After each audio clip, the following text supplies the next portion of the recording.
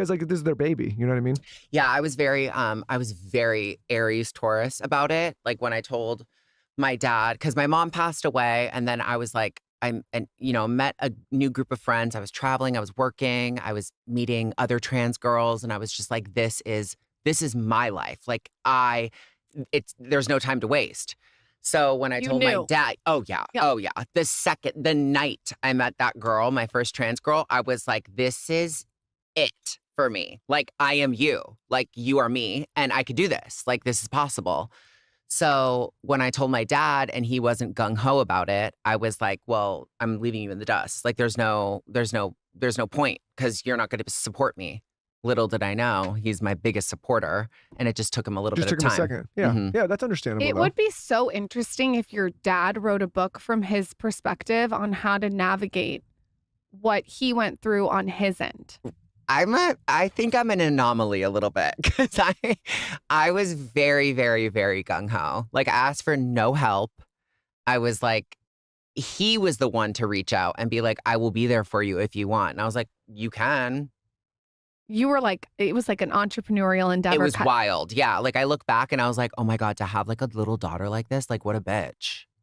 Like, I literally feel like if I was my dad, I would have been like this little bitch. I know, but at the same time, there's probably something really, like a lot of relief for him because you are so decisive.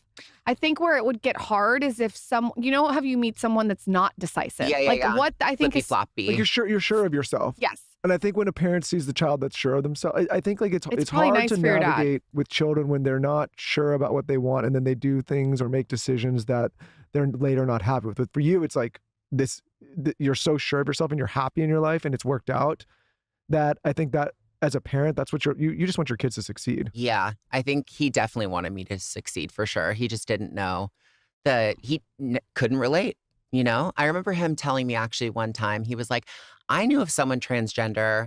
I met them at work. And then a few years later, I met her on the golf course. And I was like, how many years later? He was like, 10 years later. And he had transitioned to her. And that was his trans experience. He met her on the golf course and was like, hey, used to know you at work. Like, this is really weird. And then his daughter now is like, I'm transgender. So, he had no context. Your dad sounds really sweet though. He's a little angel. Yeah, he sounds really sweet. Why did you decide to do your Sundance movie, This Is Everything, Gigi Gorgeous? What did you want to get across from that? I wanted to tell my story the way that I experienced it. I was like, my management, my agent, my PR was all like, okay, we have to hire a film crew. We have to hire all these people. I was like, no. I have a GoPro. I have a digital camera. I can do this. Like, I'm going to film all of it myself. We can just throw it to editors later. And that's how it went down. And I was just like, it's more intimate this way. I've never been on like a reality show or mic'd up like that before. So I was just like, let me just strap the GoPro to my car, to my mirror, whatever, and let me just like do it my way. And I just knew that was the way that it was going to come across more authentic. And I would hand the camera to like my sister, my brothers, my dad, whatever. But for the most part, it was all me. I was just like, this is just my story. It's more intimate this way. I can actually speak about how I feel. And I look at YouTube a lot of the time as like my therapy. Like if you're alone in a room with a camera, you really do like spew it all. How long have you had your channel at this point? Long time. I think since 2008. Damn. 2009, I want to say. Well, long time. Yeah, you're an OG of YouTube. Like you know how to YouTube. I could use a tip or two. Oh, please. Oh my God, I could use a tip or two for YouTube. Oh, please. With this whole setup, you're good. Oh yeah, well, I don't know. I could use, maybe I need a GoPro. Michael, that would be GoPro, no. GoPros are long gone. I would have not used that, but that's all I had. Okay, on here it says there's been 6 years of you trying and they all want to know about your fertility journey. That was a big question people asked. Yeah. Can you speak about that? What has that been like for you? Yeah, so IVF is hard for everybody. Oh. So many of my friends have been through it. And my heart goes out to everybody who hasn't had success, because whether it's age or genetics or, you know, you're just not meant to have babies, it's very difficult. The And needle's like huge too. People don't talk about how big the needle is. It's like a baseball bat.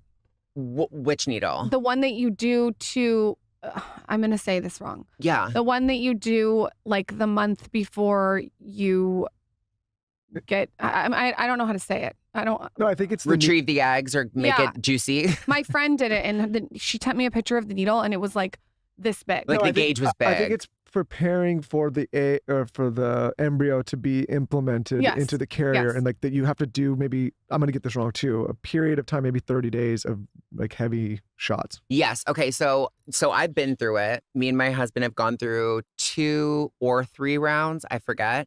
And I'm going to get stuff wrong. Like there's so many different little like details that, like, you know, you go in every other day to the doctor's office. But a lot of the time I was like, just going with the flow. Like, you got to do this. You got to go here. You got to, you know, there's just like details that you miss. And then before you know, it's like, oh, we're done with the round. But there's genetic testing and all that. I mean, for me, I was on hormones for over 10 years, and that obviously killed all my sperm. And I wasn't like shooting blanks, but I was like, it was like liquidy, let's just say, Michael. Okay, I got it. 10-4, got it. But I stopped it, and I was like, okay, if I'm going to do this, I'm going to just stop my hormones. I'm going to try to get back to like where I was. I was like, it might seem impossible, but I have hope. And my husband obviously has never been on hormones and has eggs and has, you know, a period and all of that stuff. So he was fine. Like, I wasn't worried about him. I was worried about my 50% of the commitment. So when we went in, they were like, oh, you know, she has no viable sperm. And then I tried again and again. And then we, you know, waited on. Because like this is their baby, you know what I mean? Yeah, I was very Aries Taurus about it. Like when I told my dad, because my mom passed away, and